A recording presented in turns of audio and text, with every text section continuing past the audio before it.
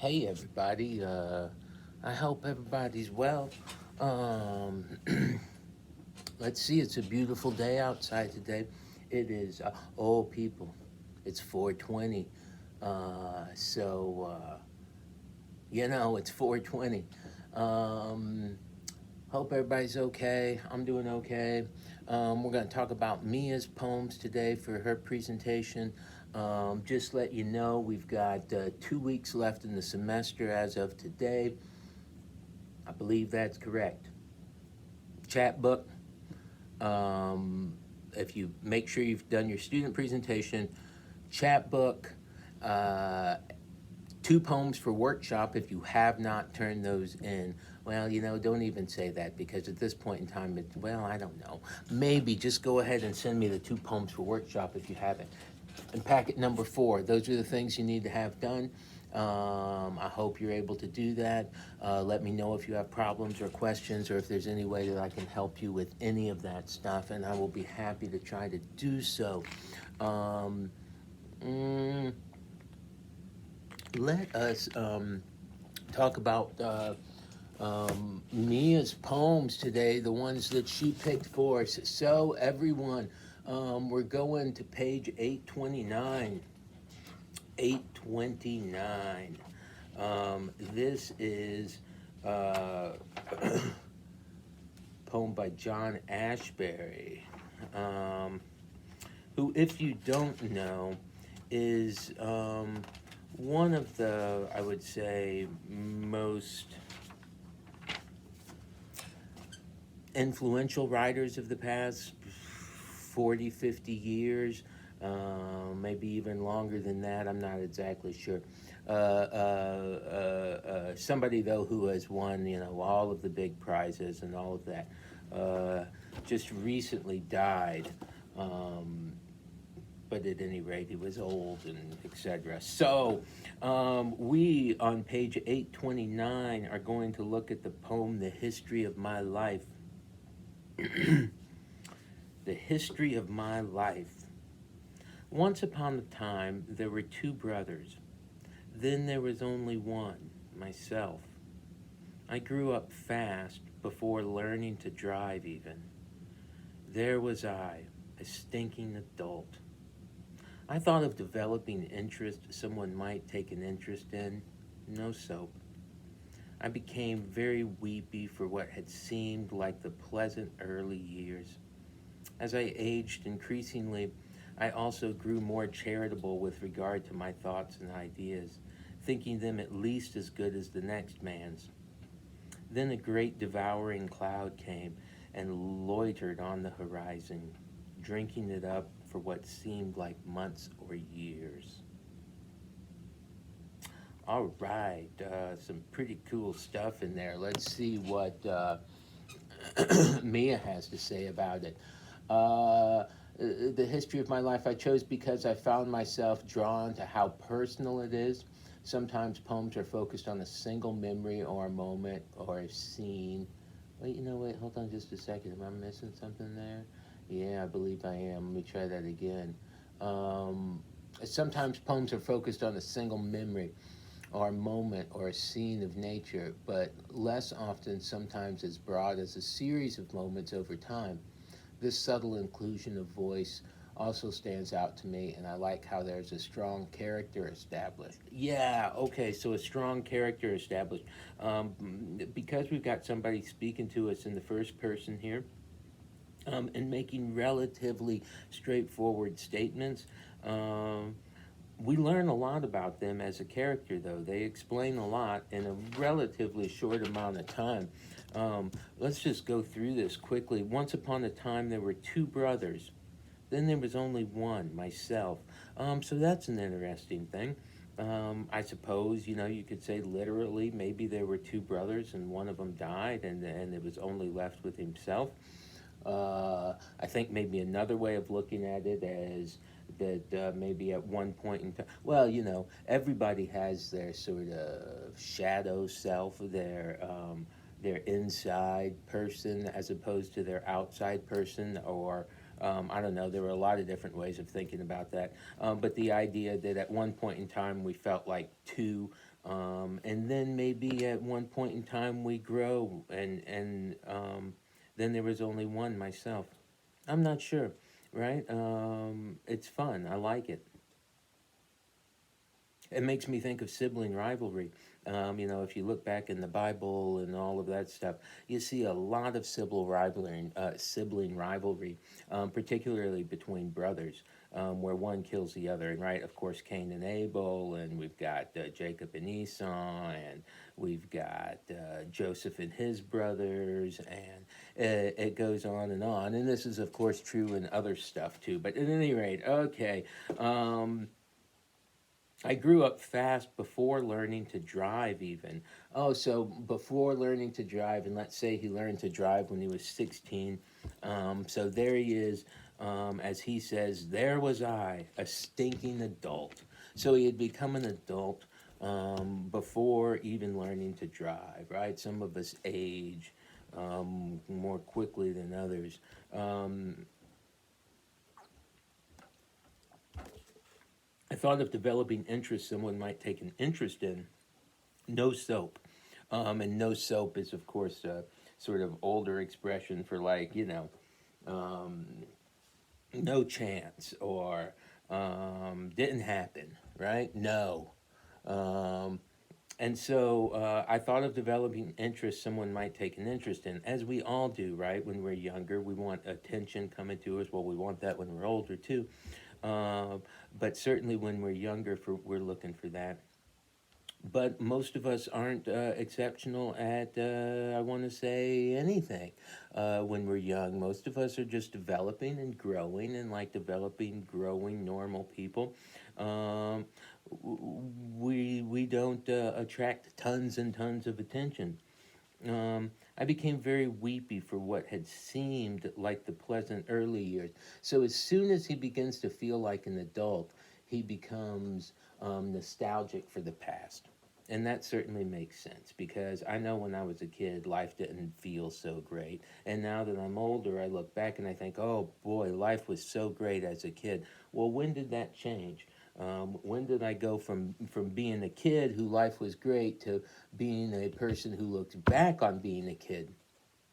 Um, right? At what age? Well, here he is. He's doing that early, and he's feeling nostalgic for an earlier time. As I aged increasingly, I also grew more charitable with regard to my thoughts and ideas, which is very nice, right? Because we're so hard on ourselves when we're younger, and then we're older. We give ourselves a little bit more breaks, hopefully, right? That we learn that I make mistakes. I'm human.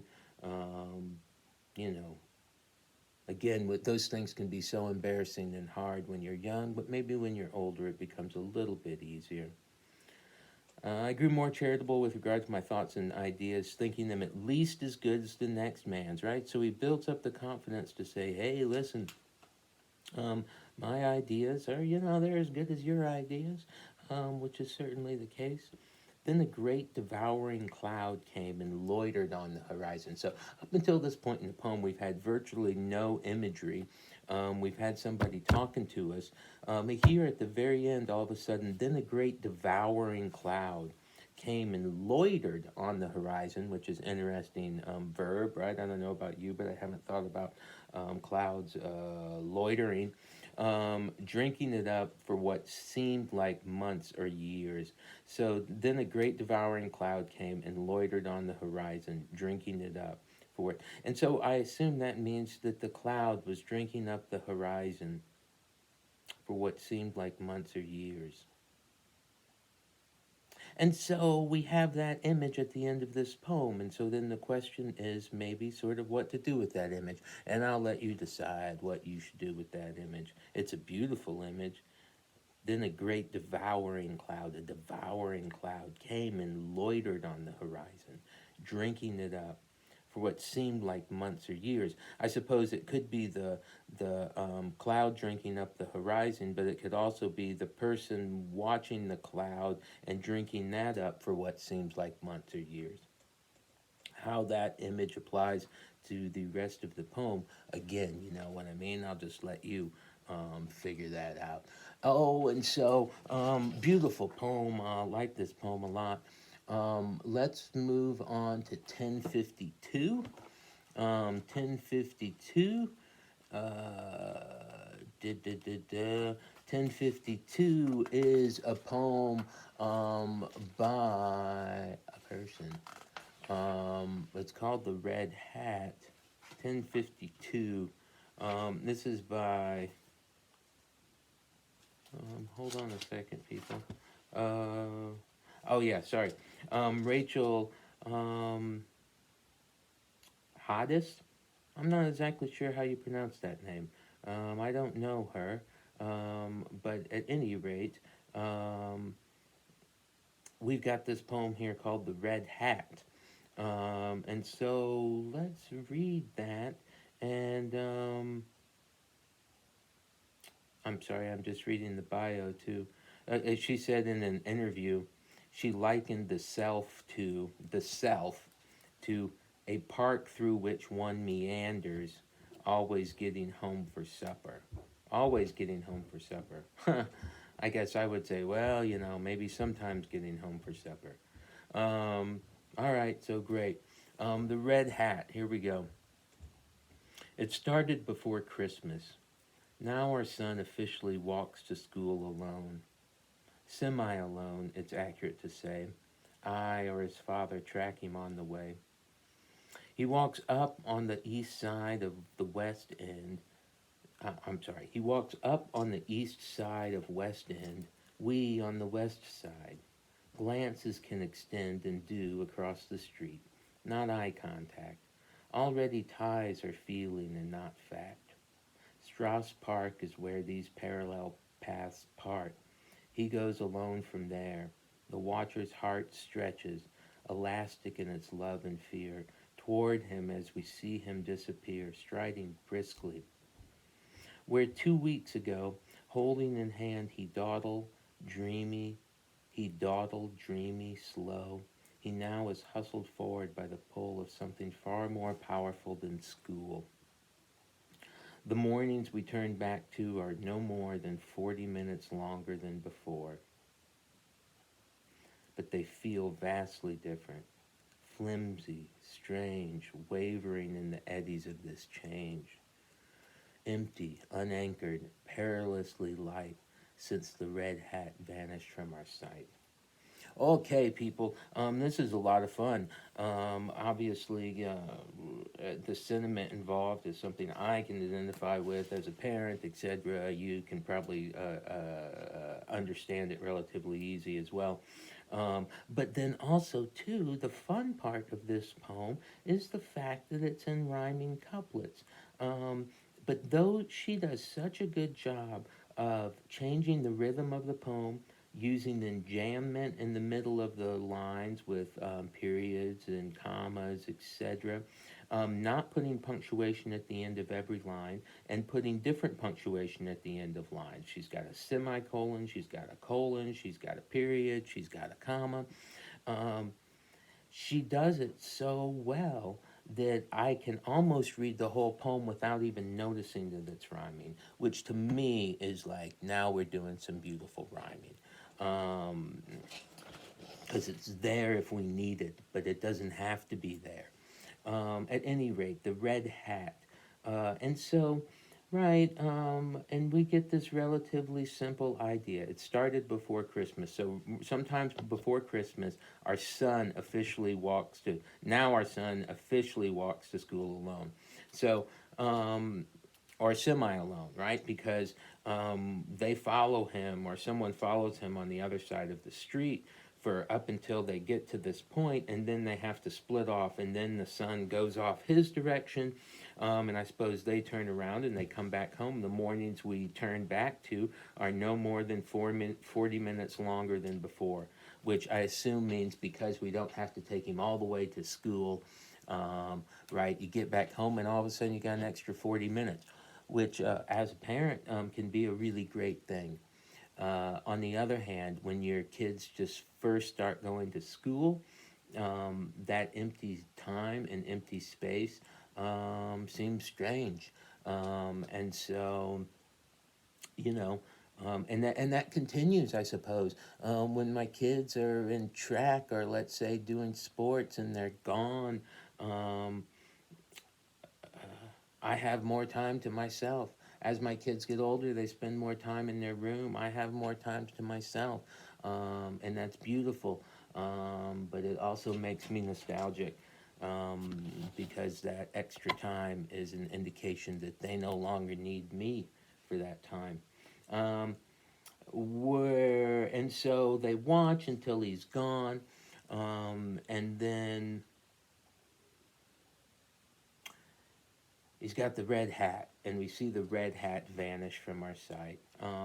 And as she says, right, um, he is hustled forward by the pull of something far more powerful than school, which is to say, the pull of growing and the pull of freedom, I think, right? The pull of being on his own, the pull of becoming his own person, which is what all your childhood is sort of about.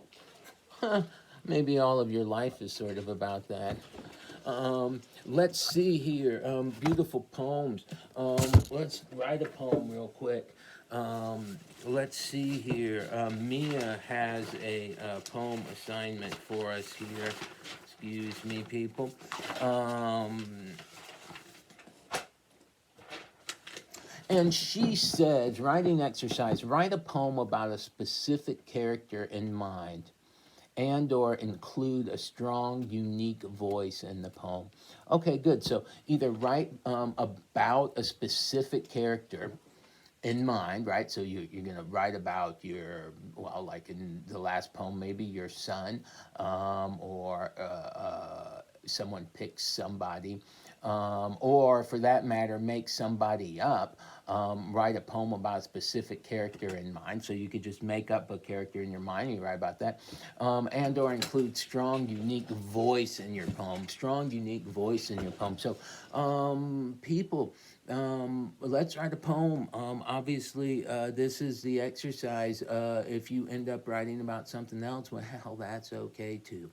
Um, Write a poem about a specific character, and or include a strong, unique voice in your poem. Okay, everyone, on your mark, get set, go.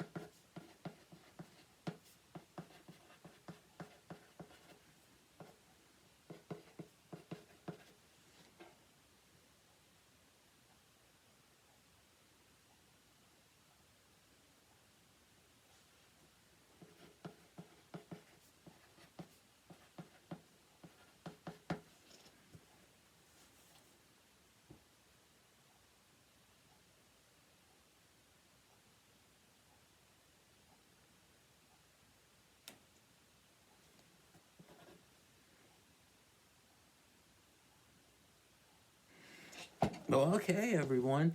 Um, Hope you wrote something there that that is written. um, okay, this is what I wrote. I wrote, I ain't no scholar, but as a human bag of meat, I know a shitload of problems, like a dead puppy or a cat that gets tied to a tree. My idea of heartbreak is the same as what I seen in a heart attack, which is to say, love, fucker, is the death of us all. Okay, everyone. I hope everyone has a great day. Y'all get in touch with me if you got questions or problems, and I'll be happy to try and help. Everyone, take care. Bye bye.